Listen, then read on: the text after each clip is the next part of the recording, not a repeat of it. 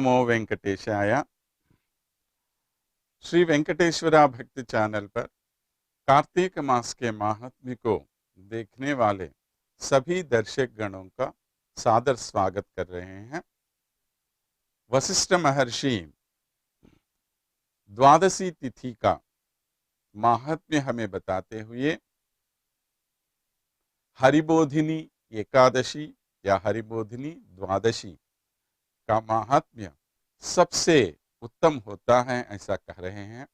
इससे संबंधित एक कथा उन्होंने हमें बताई। ये एक बनिया था गोदावरी नदी के तट पर। वो बहुत बड़ा लोभी था। उसने बहुत व्यापार करके बहुत पैसे कमाए, लेकिन किसी को एक पैसा भी दान नहीं देता था। उसने एक ब्राह्मण को कुछ ऋण दिया और कुछ दिनों के बाद ब्राह्मण से पूछा, मैंने आपको जो पैसे दिए वो मुझे वापस कर दो। ब्राह्मण ने कहा, भैया अभी मेरी स्थिति ठीक नहीं है, तो कुछ दिनों के बाद मैं आपके पैसे वापस कर दूंगा। तो उसने जो ऋण लिया है बनिया से, वो ऋण चुकाने के लिए, पैसा कमाने के लिए दूसरा गांव गया। तो वहां कुछ मेहनत करके थोड़े थोड़े पैसे कमा रहा था। तो इस बनिया ने क्या किया, वो दूसरे गांव पे गया और ब्राह्मण से वहां पूछने लगा, मुझे पैसा वापस कर दो। कहाँ है उसके पास पैसे, हो तो ना वो वापस करेगा। भैया मैं यहाँ पर आया पैसे कमाने के लिए ही, तो जब मैं पैसे कमा लूंगा आपके पास आके आपके पैसे चुका दूंगा मैं। सुना नहीं, झगड़ा की उससे और उसको मार दिया। इतना मारा कि वो चल बसा। लेकिन वो गांव ब्राह्मण के लिए नया था, तो इसके लिए वो गांव वाले नहीं पहचानते थे कि ये ब्राह्मण है कौन। और ये बनिया भी वहां नया था, तो इस बनिया को भी नहीं जानते। तो ये चुपचाप वापस आ गया अपने घर पे। ब्राह्मण को मारने के कारण ब्रह्म हत्या पाप लग गया उसको, लेकिन किसी से कुछ बताया नहीं। इस गांव में किसी को नहीं मालूम था कि वो ब्राह्मण कहाँ गया, या इस बनिए ने उस ब्राह्मण को मार दिया। यहां तो किसी को नहीं मालूम था ना, तो उसने किसी को बताया नहीं, बस ऐसा व्यापार, अपना व्यापार चला रहा था। कुछ दिनों के बाद वो मर गया। ब्रह्म हत्या करने के कारण उसको रव रव नरक मिल गया है। नरक में तरह तरह के नरक होते हैं। हम जिस जिस प्रकार के पाप करते रहते हैं, उन पापों के अनुसार उस प्रकार के नरक में हमें डाला जाता है। रुरु नामक एक जानवर है। वो रुरु के सींग जो होते हैं ना, वो बहुत ही कठिन होते हैं। तो वो रुरु नामक जानवर जहां रहते हैं, उस जंगल में छोड़ देते हैं इसको। ये जानवर क्या करते हैं, अपने सींगों से उनको मार मार के उनको दंड देते रहते हैं। तो इसको कहते हैं रौरव नरक। तो ऐसे रौरव नरक में डाल दिया इस बनिए का एक बेटा था। उस बेटे का नाम था धर्मवीर। वो बहुत अच्छा आदमी था। उसने भी बहुत सारे पैसे कमाए, लेकिन अच्छा काम करता था। तो एक बार एक महामुनि उनके घर पे आ गए हैं। कौन महामुनि? साक्षात नारद जी ही आए। जब नारद जैसे महामुनि उनके घर पे आए, तो इसके आनंद का ठिकाना नहीं था। बहुत खुश हो गया और मुनि का अतिथि सत्कार किया। आप जैसे महामुनि हमारे घर पे पधारे, इससे हमारा अहोभाग्य और क्या हो सकता है। ऐसा कह के उन्होंने मुनि के बहुत ही परिचर्या की। तो मुनि बहुत खुश हो गए और मुनि ने कहा, देखो भैया, आपके पिताजी जो थे वो बहुत लोभी था और उसने एक ब्राह्मण की हत्या भी की। अभी कार्तिक मास चल रहा है और द्वादशी की तिथि भी है, तो ऐसी तिथि पे आप सालग्राम दान दे दो किसी ब्राह्मण को। सालग्राम साक्षात विष्णु भगवान का स्वरूप होता है। तो ऐसे सालग्राम का दान देने के कारण आपको अवश्य पुण्य मिलेगा। सिर्फ आपको ही नहीं, आपने जो पुण्य काम किया है, इस पुण्य काम से आपके पिताजी भी नरक से मुक्त हो जाएंगे। जब बेटे भी कुछ अच्छे काम करते हैं ना, पुण्य काम करेंगे ना, तो उनके पितृगण भी खुश हो जाते हैं, उनके पाप भी दूर हो जाते हैं। तो इसलिए आप ऐसा कीजिए, ऐसा उन्होंने कहा उससे। तो धर्मवीर ने क्या कहा, अरे मुनि जी, आप क्या बोल रहे हैं?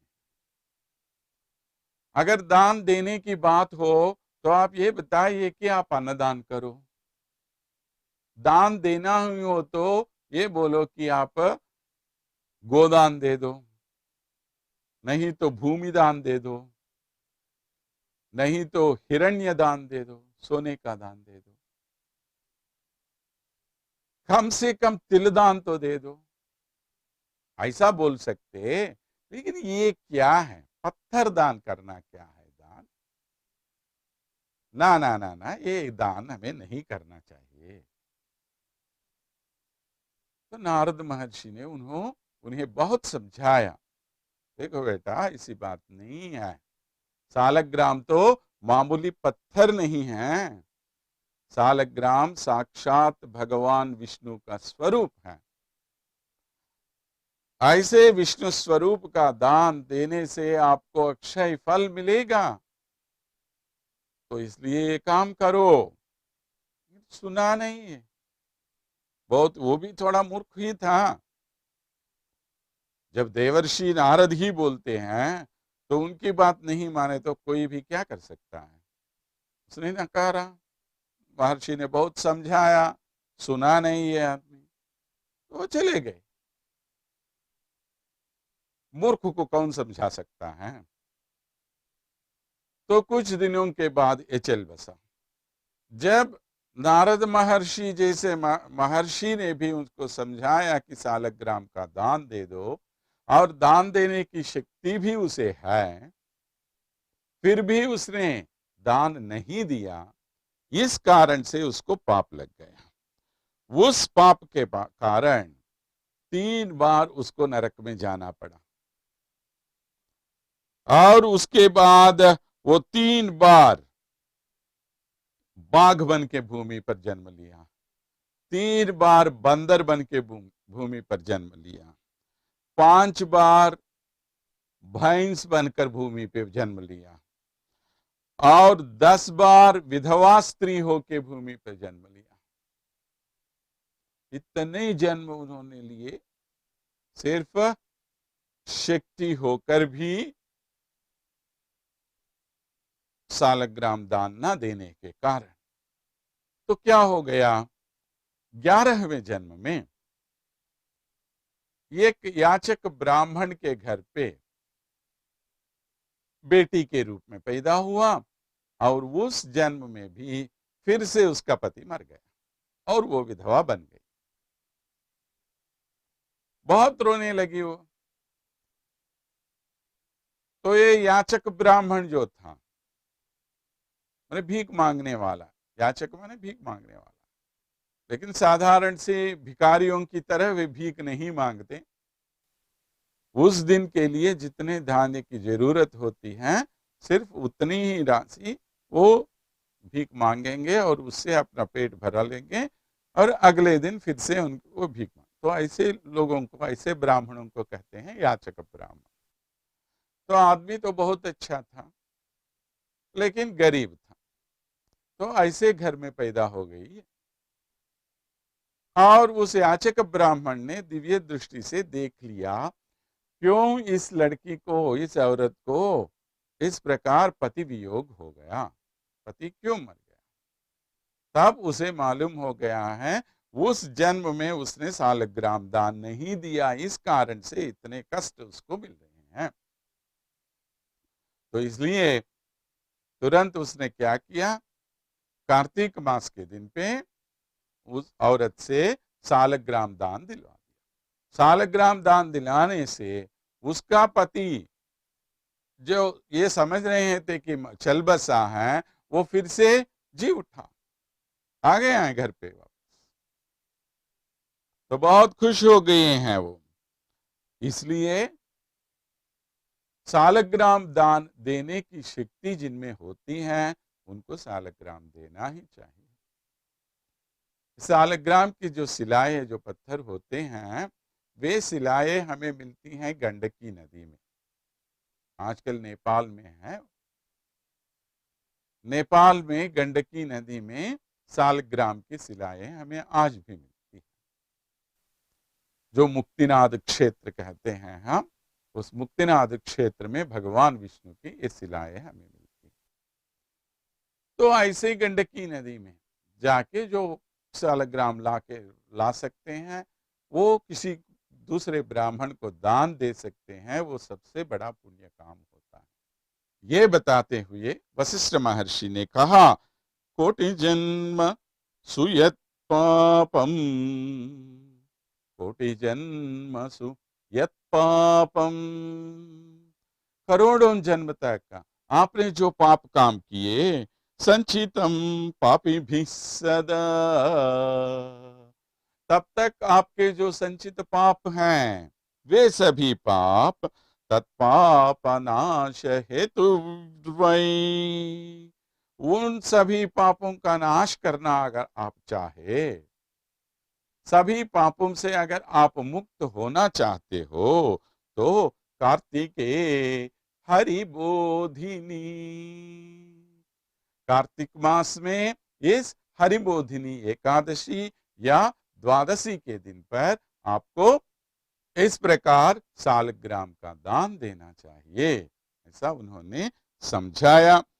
और कार्तिक मास के धर्मों के बारे में बताते हुए आगे उन्होंने कहा, कार्तिक मास में कोई ब्राह्मण ब्रह्मचारी हो तो उसके उपनयन के लिए, मतलब जिसको हम मौंजी बंधन कहते हैं, यज्ञोपवीत धारण कहते हैं, तरह तरह के नाम हैं उसके लिए, तो उनके उपनयन के लिए माने उन्हें वो यज्ञोपवीत धारण करते हैं पहले बार, तो उसके लिए जिस धन की आवश्यकता है उसका प्रबंध करें।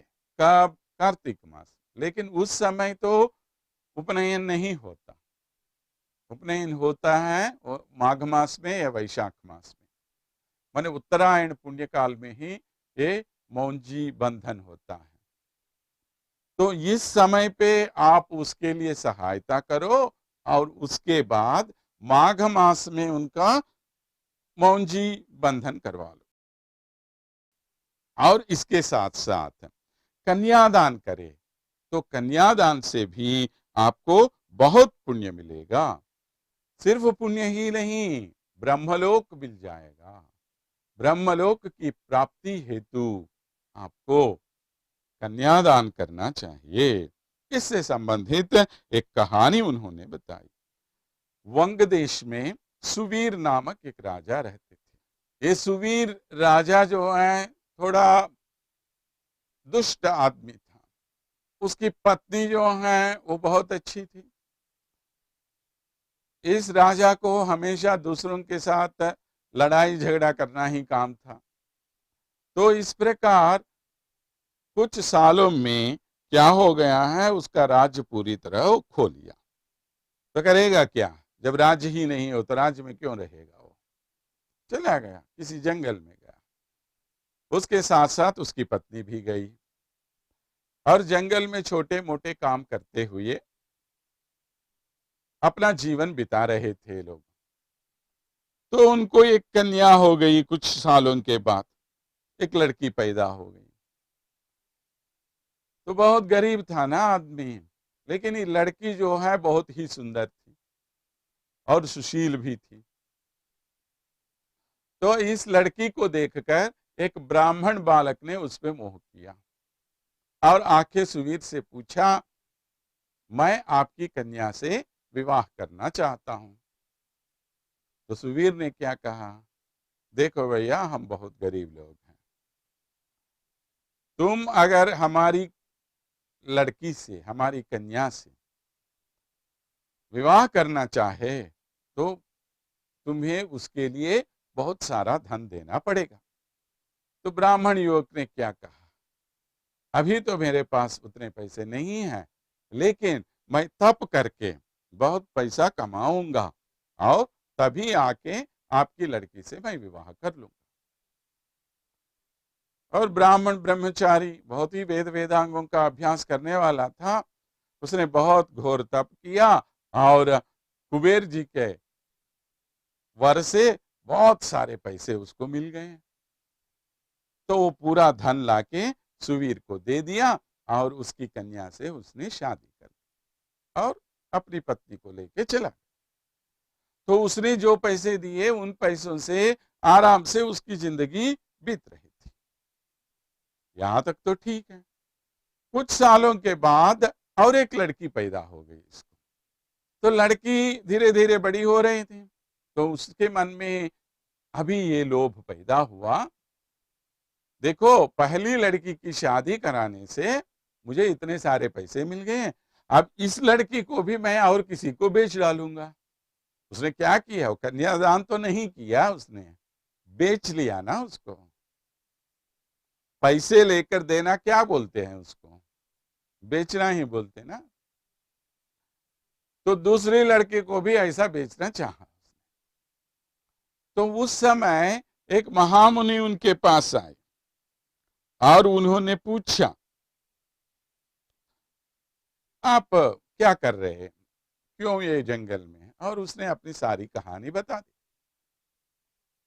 तो अभी मेरी दूसरी लड़की हो गई है और इस बेटी को भी मैं किसी को बेच डालूंगा और किसी से शादी करवा लूंगा, तब मुझे और ज्यादा पैसे मिलेंगे।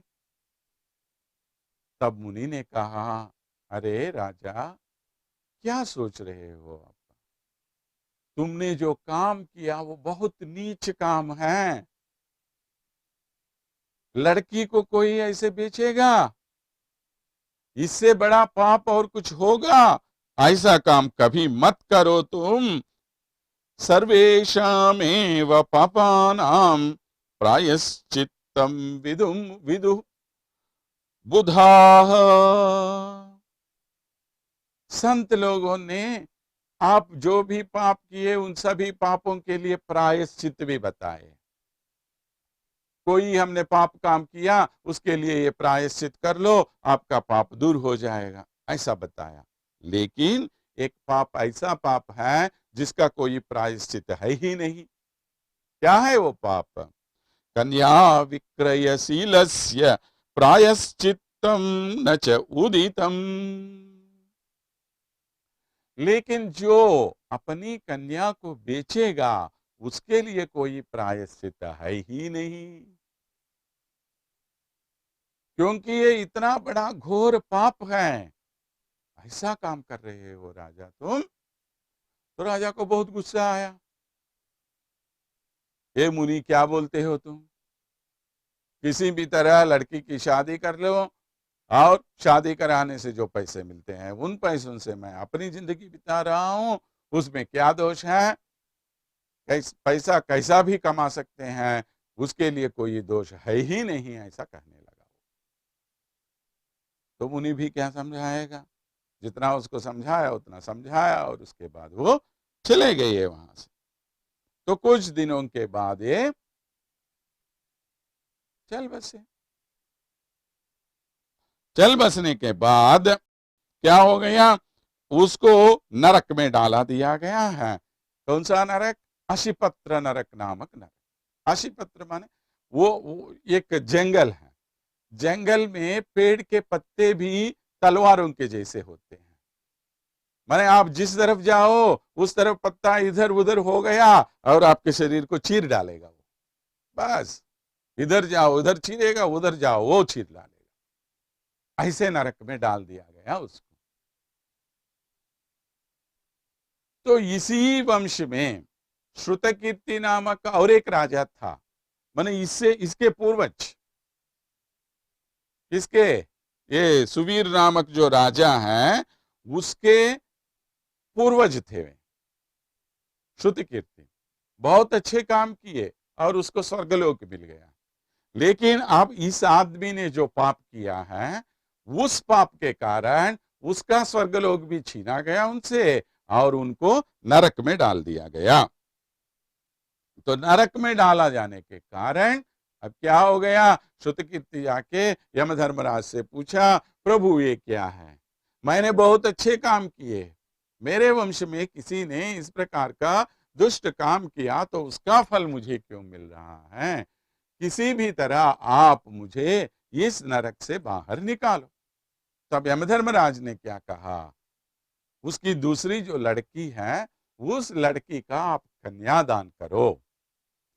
कन्यादान करने से क्या होता है, आपके 10 तरफ 10 ऊपर के पीढ़ियां, 10 इस तरफ की पीढ़ियां, सब लोगों का उद्धार हो जाएगा।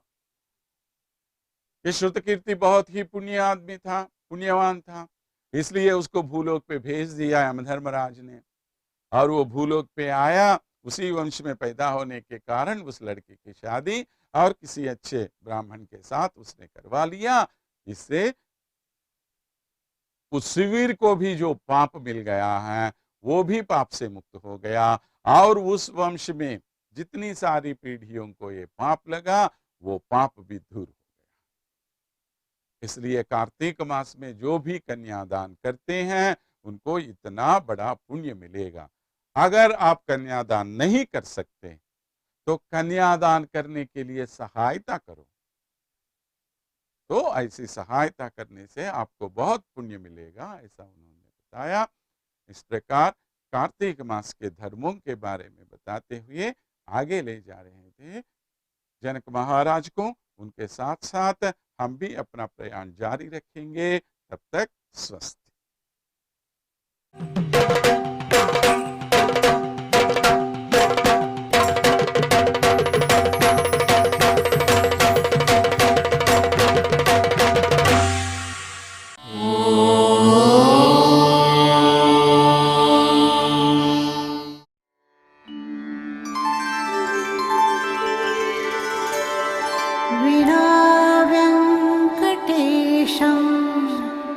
ननाथो ननाथः सदा वेङ्कटेशं स्मरामि स्मरामि।